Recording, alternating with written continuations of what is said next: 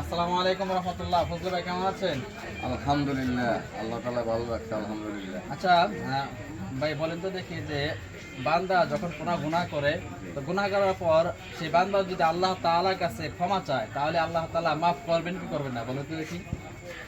ইনশাআল্লাহ ভালো একটা প্রশ্ন। এটা তো আপনার যে আলেম গো মুখে শুনছি বা কোরআন হাদিসে আছে যে চাওয়ার মতো যদি আল্লাহর কাছে মাপ চাওয়া যায়, তাহলে অবশ্যই অবশ্যই আল্লাহ তাআলা মাফ করবে।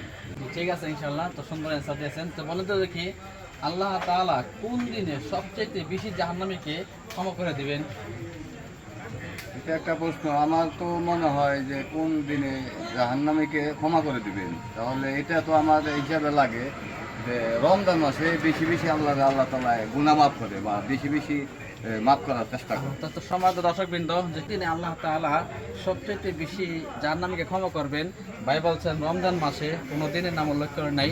তো এই ভাইয়ের অ্যান্সার সঠিক হয়েছে কিনা, যদি সঠিক না হয়ে থাকে তাহলে কোন দিনে সবচেয়ে বেশি জাহান্নামীকে আল্লাহ তাআলা মাফ করে দিবেন, আশা করি সঠিক অ্যান্সারটি আপনারা কমেন্ট বক্সে জানিয়ে যাবেন। আর হ্যাঁ, আমাদের যারা সঠিক অ্যান্সার দিয়ে ভিডিওটি শেয়ার করতেছে তাদের নাম কিন্তু আমরা লিস্ট আকারে শুরু করেছি।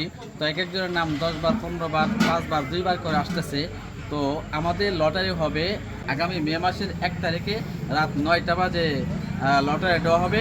তো প্রথম পুরস্কার থাকছে মোবাইল ফোন সহ মোট 5টি আকর্ষণীয় পুরস্কার। সেই জন্য আপনারা 1 তারিখটা 9টা বাজে অবশ্যই আমাদের সাথে লাইভে যুক্ত থাকবেন ইনশাআল্লাহ।